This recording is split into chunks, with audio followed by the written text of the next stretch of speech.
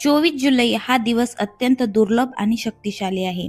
कारण या दिवशी आषाढ अमावस्या आणि गुरुपुष्य अमृत योग एकाच दिवशी आले आहे. आषाढ अमावस्येला दीप अमावस्या किंवा दिव्यांची आवस देखील म्हटले जाते. जेव्हा चंद्र लुप्त असतो आणि तेव्हा ही वेळ शक्ती जागृतीची आणि आत्मचिंतनाची आणि वाईट गोष्टींचं निर्मूलन करण्याची असते. याच दिवशी गुरुपुष्य अमृत योग आला आहे. जेव्हा गुरु आणि पुष्य नक्षत्र एकत्र येतात तेव्हा आकाशात ब्रह्मतेज पसरते. त्यामुळे या दिवशी 108 पट फळ देणारा साधना आणि उपायांसाठी अत्यंत शुभ दिवस तयार होतो.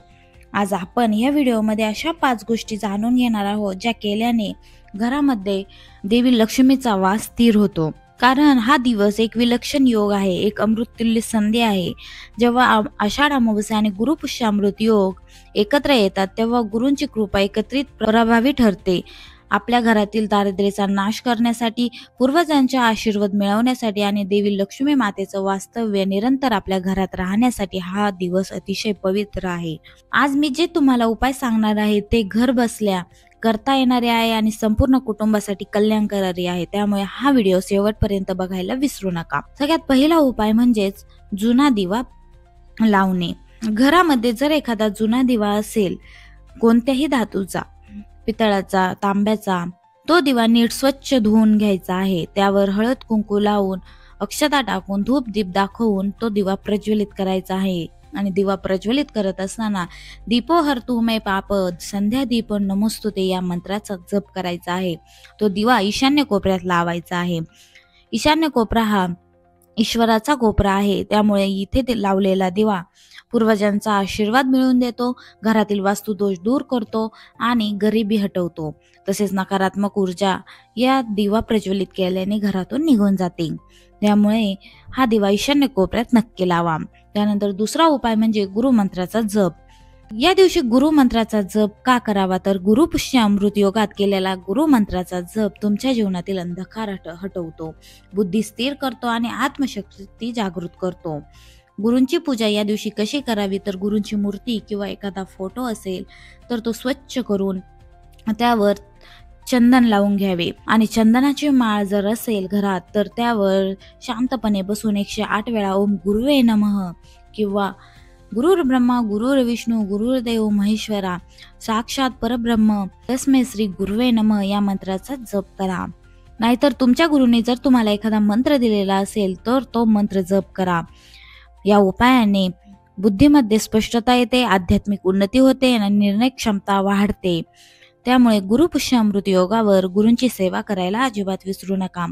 त्यानंतर तिसरा उपाय म्हणजे चांदीचा नाणं आपल्याला लक्ष्मी देवीला अर्पण करायचं आहे आणि तेच नाणं नंतर तिजोरीमध्ये ठेवायचं आहे. तो उपाय कसा करायचा ते जाणून घेऊया. चांदी ही देवी लक्ष्मी देवींची ऊर्जा धारण करणारा धातू आहे.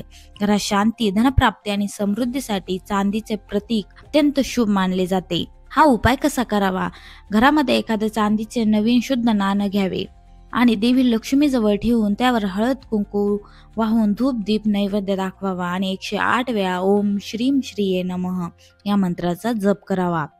हा मंत्र 108 वेळा केल्यानंतर ते नाणं तसेच ठेवावे आणि दुसऱ्या दिवशी ते नाणं तिजोरीमध्ये ठेवावं. या उपायाने घरातील दरिद्रता नष्ट होते, उत्पन्नातील अडथळे दूर होतात आणि देवी लक्ष्मी आपल्या घरामध्ये स्थिर राहते. त्यानंतर चौथा उपाय म्हणजेच 5 प्रकारचे फळं दान करणे.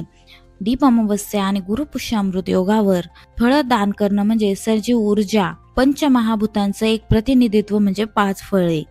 दान हे पवित्र कार्य आहे. विशेषतः अमावस्येला केल्यास पित्र आणि देव संतुष्ट होतात. त्यामुळे या दिवशी 5 फळे दान करायचे आहे. तुम्ही कोणतेही 5 फळे दान करू शकतात. सफरचंद, केळी, डाळिंब, संत्री, मोसंबी या प्रकारचे असतील तरी चालेल. फळे पाण्याने स्वच्छ धुवून त्यावर हळद कुंकू लावून एखाद्या मंदिरामध्ये गरजू व्यक्तीला दान करावे आणि फळ दान करत असताना ओम फलम ददामी नमः या मंत्राचा जप करावा. असे केल्यास पितृदोष. त्यानंतर चौथा उपाय म्हणजेच 5 प्रकारचे फळं दान करणे. दीप अमावस्या आणि गुरुपुष्य अमृत योगावर फळं दान करणं म्हणजे सजीव ऊर्जा, पंचमहाभूतांचं एक प्रतिनिधित्व म्हणजे 5 फळे. दान हे पवित्र कार्य आहे. विशेषतः अमावस्येला केल्यास पित्र आणि देव संतुष्ट होतात. त्यामुळे या दिवशी 5 फळे दान करायचे आहे. तुम्ही कोणतेही 5 फळे दान करू शकतात. सफरचंद, केळी, डाळिंब, संत्री, मोसंबी या प्रकारचे असतील तरी चालेल. फळे पाण्याने स्वच्छ धुवून त्यावर हळद कुंकू लावून एखाद्या मंदिरामध्ये गरजू व्यक्तीला दान करावे आणि फळ दान करत असताना ओम फलम ददामी नमः या मंत्राचा जप करावा. असे केल्यास पितृदोष कमी होतो, ग्रह शांती होते आणि पुण्य संचय वाढतो. त्यामुळे गुरुपुष्य अमृत आणि अमावस्येच्या दिवशी फळ मंदिरामध्ये नक्कीच दान करा. नंतर शेवटचा आणि 5वा उपाय म्हणजे संध्याकाळी गणपती बाप्पांचा मंत्र जप. संध्याकाळच्या वेळी अमावस्येच्या दिवशी अंधारात नकारात्मक ऊर्जा सक्रिय असते. गणपती बाप्पा म्हणजे विघ्नहर्ता. त्यांच्या स्मरणाने सर्व त्रास, संकटे आणि बाधा दूर होतात. त्यामुळे हा उपाय नक्की करा. संध्याकाळी सूर्यास्ताच्या वेळी एक दिवा प्रज्वलित करा आणि गणपती बाप्पांसमोर बसून 11 वेळा ओम गण गणपते नमः या मंत्राचा जप करा. गणपती बाप्पा हे बुद्धीचे देवता आहेत, तसेच ते विघ्नहर्ता देखील आहेत. मनामध्ये असा संकल्प करा की माझ्या आयुष्यातील सर्व विघ्न दूर हो आणि मला सुख शांती लाभो. गणपती बाप्पांचा हा मंत्र जप केल्याने घरामध्ये शांतता पसरते, मनात समाधान आणि संकटांचे निवारण होते. त्यामुळे गुरुपुष्य अमृत योग आणि आषाढ अमावस्येच्या दिवशी हे उपाय करायला अजिबात विसरू नका. 24 जुलै हा दिवस केवळ एक अमावस्या नाहीये, तर ती एक संधी आहे. गुरुपुष्य अमृत योग आणि आषाढ अमावस्या एकत्र आल्यामुळे केलेले हे 5 उपाय आपल्या घरात लक्ष्मी, शांती, देवतेचं वास्तव्य आणि आध्यात्मिक उन्नती घेऊन येतात. हे उपाय नित्य नियमाने करण्यासारखे देखील आहे.